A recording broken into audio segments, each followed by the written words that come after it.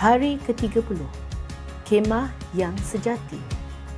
Yesus Kristus adalah kemah yang sejati dan sempurna, melambangkan hadirat Tuhan bersama kita, seperti yang dinyatakan dalam Ibrani pasal 9 ayat 11 dan Matius pasal 1 ayat 23. Dalam Perjanjian Lama, kemah suci adalah simbol hadirat Tuhan di kalangan umat Israel, dengan satu pintu masuk yang melambangkan Kristus sebagai satu-satunya jalan keselamatan. Yohanes pasal 10 ayat 9. Kemah suci juga melambangkan kekudusan di mana Tuhan memerintahkan kita untuk menjadi kudus seperti Dia.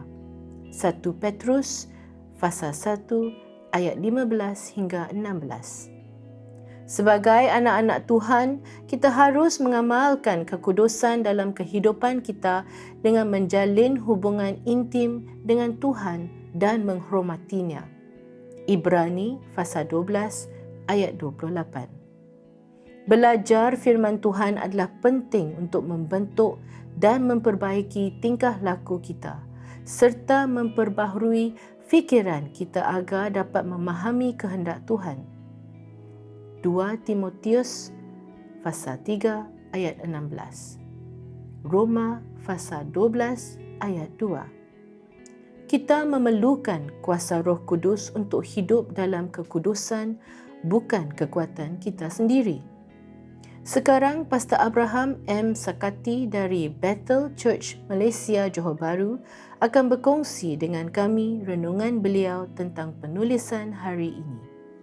Salam saudara, selamat pagi. Kembali lagi berjumpa dengan saya di hari yang ke-30 dalam program doa dan puasa. Dan pagi ini saya akan menyampaikan renungan singkat bagi kita sekalian dengan tema yang sejati.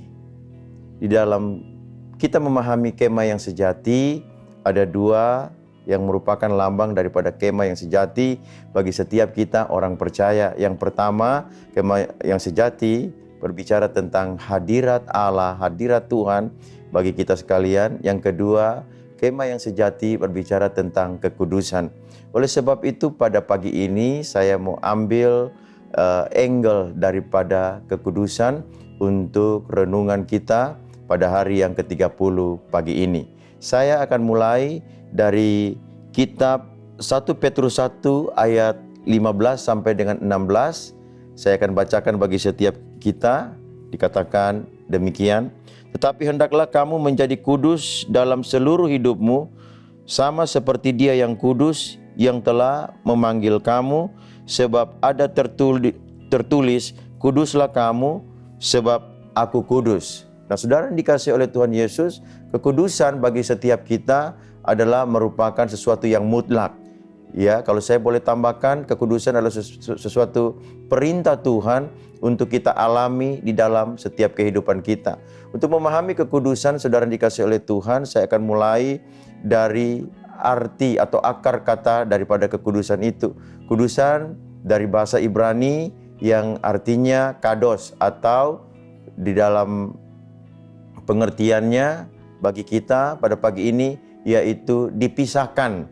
Jadi saudara, kados atau dipisahkan dari apa? Dari hal-hal yang tidak benar. Artinya kita dipanggil untuk memisahkan diri kita dari hal-hal yang tidak berkenan, yang tidak sesuai dengan kehendak Tuhan. Dengan kata lain, kita diminta Tuhan, dituntut Tuhan, diberikan nasihat oleh Tuhan untuk kita hidup kudus di dalam kehidupan kita. Jauh dari segala hal-hal yang tidak berkenan kepada Tuhan. Oleh sebab itu saudaraku, kita harus memahami bagaimana seharusnya kita bisa mengalami atau kita hidup di dalam kekudusan yang dianjurkan oleh firman Tuhan bagi kita orang-orang percaya. Saya mendapatkan pengertian saudaraku bahwa kita hanya bisa hidup kudus melalui kehidupan kita yang terus-menerus terbangun, terpelihara di dalam hal hubungan kita dengan Tuhan. Melalui apa? Melalui pembacaan firman Tuhan, perenungan firman Tuhan setiap hari. Dan saya percaya ketika kita membaca firman Tuhan, merenungkan firman Tuhan, ada hal-hal yang supranatural, ada kuasa Tuhan yang bekerja di dalam kehidupan kita, yang menguasai hati dan pikiran kita, sehingga kita bisa mengalahkan segala hal-hal dengan kuasa firman Tuhan itu, saudaraku. Kita bisa mengalahkan segala hal-hal yang tidak berkenan kepada Tuhan, yang mungkin ada di sekitar kita.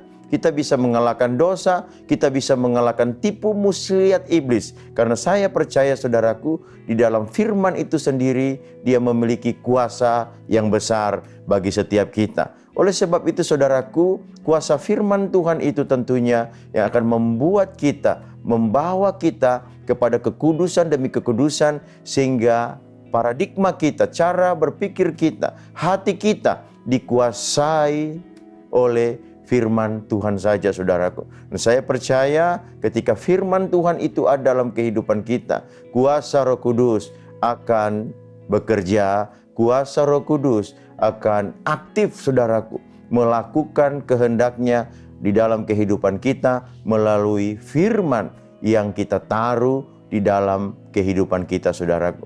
Oleh sebab itu, saudaraku, mari saudaraku, di dalam kehidupan kita, kita setia di dalam pembacaan firman Tuhan.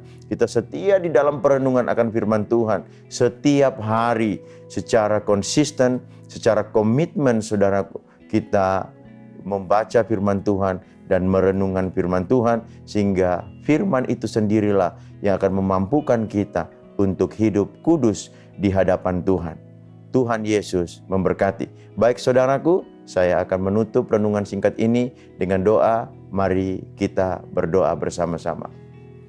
Bapa kami yang ada dalam kerajaan surga, Bapa yang ajaib, Bapa yang besar, Bapa yang perkasa, Bapa yang kudus, yang senantiasa menggenapi setiap rencananya di dalam setiap kehidupan kami. Terima kasih Tuhan Yesus. Kami ada di hari ke-30 di dalam doa dan puasa. Dan kami percaya Tuhan berbicara secara spesifik di dalam setiap hati kami. Dan hari ini Tuhan, kami mendengarkan firman-Mu ya Bapa, yang berbicara tentang kekudusan, sebab Engkau Allah yang kudus, yang menghendaki kami untuk hidup kudus. Dan kami tahu Tuhan pada pagi ini bahwa kekudusan hanya bisa kami peroleh melalui kuasa firman-Mu ya Tuhan. Oleh sebab itu biarlah kiranya oleh kuasa Roh Kudus-Mu Bapa, Engkau terus berikan gairah, hasrat di dalam kehidupan kami, untuk kami membaca firman Tuhan, merenungkan firman Tuhan, mengaplikasikan firman Tuhan yang kami mengerti, kami pahami di dalam kehidupan kami ya Tuhan Yesus. Sehingga kami boleh terus Bapa diajar oleh hikmat-hikmat firman Tuhan untuk mengalahkan segala hal-hal yang tidak berkenan kepada Tuhan, yang bukan dari Tuhan, bisa mengalahkan tipu muslihat iblis yang membawa kami untuk hidup secara tidak benar, hidup di dalam dosa, di dalam setiap kehidupan kami. Oleh sebab itu ya Tuhan, biarlah kiranya kuasa-Mu terus mengerjakan kehendak-Mu dalam setiap kehidupan kami. Berkati semua yang sudah mendengarkan firman Tuhan, biarlah setiap hidup kami senantiasa berpaut, melekat kepada firman-Mu hari-hari ini. Terpujilah Engkau Tuhan, kami bersyukur kepadamu, di dalam nama Yesus Juru Selamat kami bersyukur dan berdoa, haleluya, amin. Doa hari ini. Tuhan kami Yesus, murnikanlah hati kami melalui Roh Kudus-Mu. Kami berdoa agar kami menjadi bijak dan jujur dan tidak jatuh ke dalam godaan. Kami juga berdoa untuk satu penerobosan dalam kehidupan kami supaya kami dapat hidup kudus dan benar di bumi. Bersaksi kepada dunia kuasa dan kasih Tuhan yang membolehkan kami berbuat demikian. Amin. Untuk 3 minit seterusnya, kamu boleh terus merenungkan firman Tuhan dan berdoa untuk perkara-perkara berikut.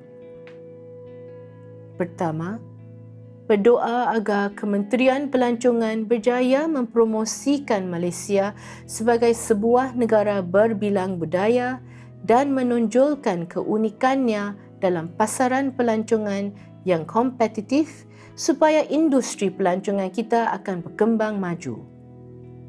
Kedua, berdoa untuk pelancongan orang Kristian ke tapak ziarah dan tempat lain yang mempunyai kepentingan Kristian yang bersejarah seperti Tanah Suci, Perjalanan Rasul Paulus dan Camino di Santiago.